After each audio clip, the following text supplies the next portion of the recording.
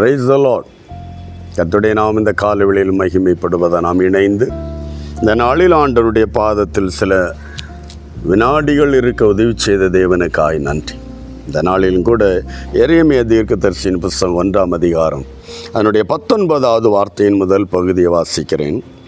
அவர்கள் உனக்கு விரோதமாக யுத்தம் பண்ணுவார்கள், ஆனாலும் உன்னை மேற்கொள்ள மாட்டார்கள். தெய்வ பிள்ளைகளுக்கு எதிராய் உலக ஜனங்கள் சத்துருவால் தந்திரங்களோடு சூழ்ச்சிகளோடு ஏவப்பட்ட ஜனம் போராடுவார்கள்.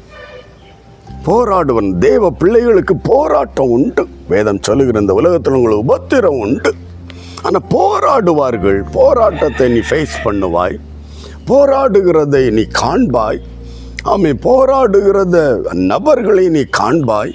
போராட்டம் நம்முடைய வாழ்க்கைக்குள்ளுக்கும் வரும், ஆனால் ஜெயிக்க மாட்டார்கள். எனக்கு ஏன் இந்த உபத்திரவம் போராட்டம் என்று கலங்காத. போராட்டம் உண்டு.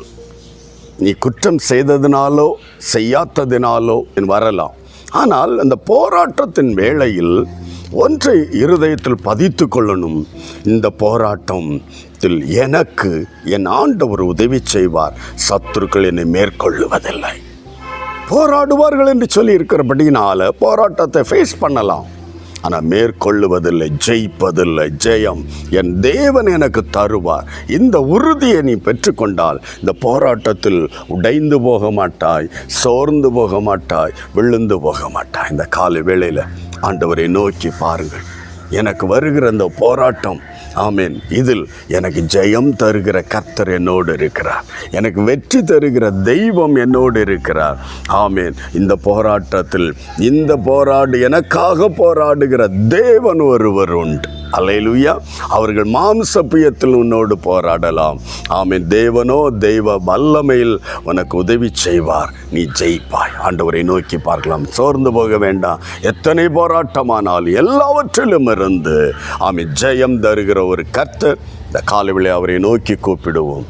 Praise the Lord. நல்ல தகப்பனே, இயேசுவின் நாமத்தில் இந்த காலை வேளையில் என்னோடு இணைந்து செபிக்கிற எல்லா தெய்வ பிள்ளைகளையும் ஒப்பு கொடுக்கிறோம். கிருபை சூழ்ந்து கொள்ளுவதாக. யார் யார் இந்த நாட்கள் எனக்கு வாழ்க்கையில், குடும்பத்தில், வேலையில் இவ்வளவு பிரச்சனைகள், போராட்டங்களாக இருக்கிறது என்று மனம் நொந்து போயிருக்கிறாங்களோ, சோர்ந்து போயிருக்கிறாங்களோ, அவர்களோடு பரிசுத்த ஆவியானவர் இன்றைக்கு இந்த வார்த்தையை அனுப்புங்கப்பா. இருதயத்தோடு பேசுங்க ஆண்டவரே. ஆமை போராட்டத்தின் நடுவில், ஆமை யுத்தத்தின் நடுவில் உனக்கு ஜெயம் தருகிற தேவன் உன்னோடு இருக்கிறார் என்பதை சோர்ந்து போகாமல் இந்த நாளில் உம்மை நோக்கி பார்த்து விடுதலையை, ஆமீன், அற்புதத்தை பெற்றுக்கொள்ள உதவி செய்யும். தடைகளை மாற்றும். எல்லா புத்திக்கு மேலே ஒரு தெய்வ சமாதானம் இறங்கி வரட்டும். பிதா, குமாரன், பரிசுத்த ஆவியின் நாமத்தில் என் ஆண்டவர் இந்த பிள்ளைகளுக்கு ஜெயத்தை தரப்போகிறதுக்காக நன்றி.